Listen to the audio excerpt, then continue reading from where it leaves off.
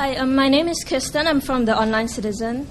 And a lot of the feedback and chatter we get online is that the PAP pretty much just banks on one personality, which is Lee Kuan Yew. So I'd just like to know what the panelists think about that. This is from my personal experience, okay?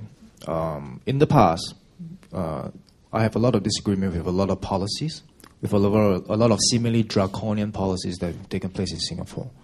But as I grew older, as I studied into it, I realized that sometimes drastic actions are needed for drastic times. We talk about history, right? We all know about the history, so I will not waste time on it. So PAP is built on the persona of Lee Kuan Yew. And therefore, because Mr. Lee Kuan Yew is such a determined man, he has this image about him, is a very hard man, okay? And therefore, the image of PAP has become also a very hard party. But I think through the years, it has developed.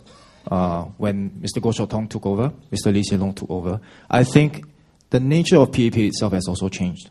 So it's no longer about Mr. Lee Kuan Yew anymore, in my opinion, personally, because now we're looking beyond Mr. Lee Kuan Yew. And if you read today's paper, I read today's paper when I was having my kopi-o, right, which I do.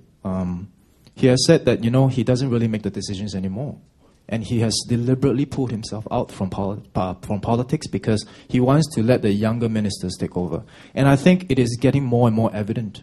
And I think Singaporeans can see it, that he really, really wants to take a break. And he has taken a break. And there's a lot of talk that he's still pulling the strings behind. But I really and I truly believe that he does not do that anymore. So it's no longer about Mr. Lee Kuan Yew, riding on him all the way, totally. But it's more about the younger generation that will be taking over. I thought I'd just add on to that is that MM Lee, he's been around in politics for more than 50 years. So I think that's inevitable that he captures the mind share of almost everyone, and he represents or he's symbolic with the party because, well, he founded the party, right, together with his first guard. And I think for that itself, he has left a legacy behind. We are just riding on that foundation that he has built for us, or has created and developed for us. It's right now for us to build layers upon it and make it a success. You may not see another one Lee Kuan Yew for many generations because I think to have one Lee Kuan Yew, it takes a few generations. So maybe not in our lifetime you can see another one. But you will see a collective team that can make a difference. Maybe that's what's happening now, and that's what's going to happen in future. So we'll wait and see. I serve in the same GLC as MM, so perhaps compared to other MPs, I do have many more opportunities to see him in a constituency. And he's a natural crowd puller. Okay? When we have events with MM, you will be sure that there will be crowds waiting to get a glimpse of him, to take a photo with him, to shake his hands. I mean, that is, yes, I agree, he is the face of Singapore. As what Salak said, maybe also a nature of his term, I mean his duration that he has been in public eye.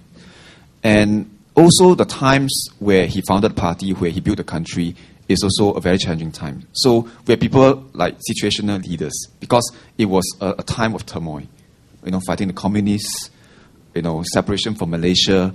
I think these are trying times. So he also has a stage to perform, to do well, to do what he has done for Singapore. Will we say that it will be different, Lee Kuan Yew, if he has been born in today's world where Singapore has developed, 40 years into its independence? Maybe it will be a different person. So therefore, I think it's not fair to say that PAP is just about him. Of course, I think PAP is built by him, the country is built by him. But I mean, moving on, I think every leader has his or her own right and ability to lead the party and to lead the country. I think MM is more than just Singapore. I think he's a very well-respected statesman. All around the world, he is in demand. He talked about companies like, Tota, your JP Morgan, inviting his advisors. And he has told them, I'm only 80 plus. If one day I'm not contributing, take me out. He's also aware. So I think this is something that we must appreciate.